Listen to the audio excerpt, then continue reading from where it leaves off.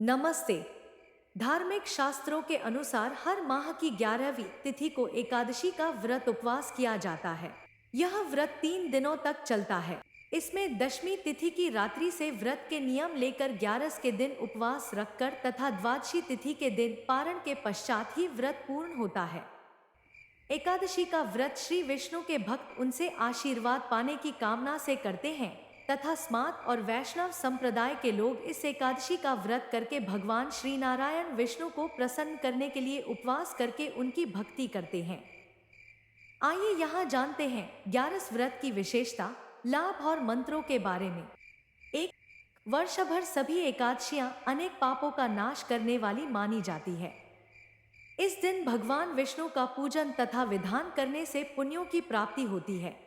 2, एकादशी का दिन पितरों को मुक्ति के लिए बहुत खास है, क्योंकि जिन पितरों को मोक्ष प्राप्त नहीं हुआ है उनके लिए इस दिन एक लोटे पानी में थोड़े से काले तिल मिलाकर दक्षिण दिशा की ओर मुख करके पितरी तर्पण करने से पितरों को मोक्ष प्राप्त होता है।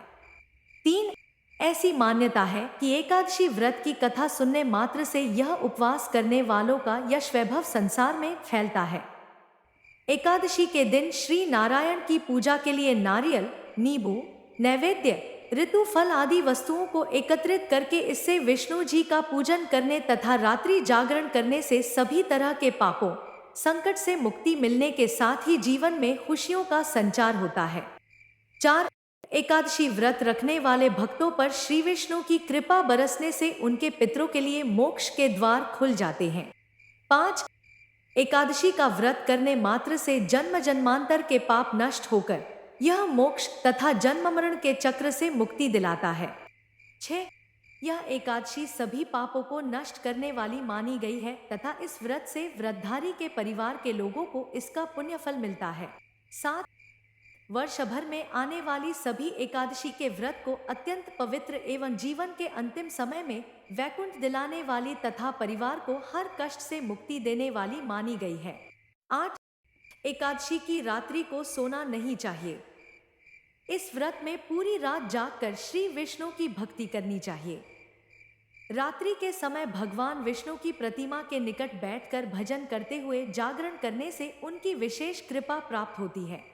9, एकादशी व्रत करने वालों को दूसरे दिन यानी पारणा करने से पूर्व ब्राह्मणों को भोजन करवाने के पश्चात दान दक्षिणा अवश्य देनी चाहिए। उसके बाद ही स्वयं को पारण करना चाहिए। इससे श्री विष्णु प्रसन्न होकर अपने भक्तों पर अनेक शुभाशीष बरसाते हैं। 10, जिन्हें पुत्र की प्राप्ति की चाह है उन्हें पौष मास की पुत्रदा एकादशी का व्रत अवश्य ही करना चाहिए। इससे व्रतधारी को सुयोग्य संतान की प्राप्ति होती है। एकादशी व्रत के लाभ। 1, एकादशी व्रत रखने से दुर्भाग्य, दरिद्रता तथा अनेक प्रकार के कष्ट दूर होकर मोक्ष की प्राप्ति तथा सुख संपत्ति, ऐश्वर्य, पुत्र पौत्रादि से खुशहाल जीवन का वरदान प्राप्त होता है।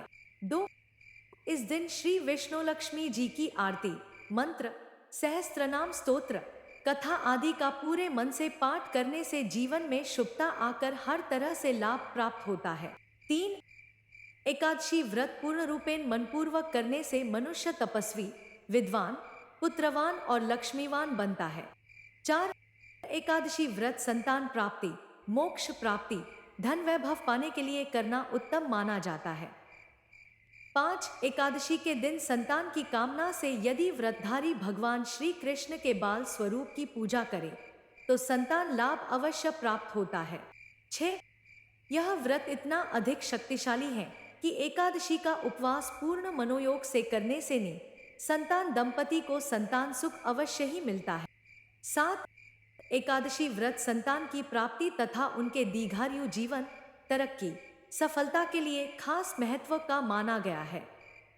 संतान की कामना रखकर व्रत करने से शीघ्र संतान की प्राप्ति होती है।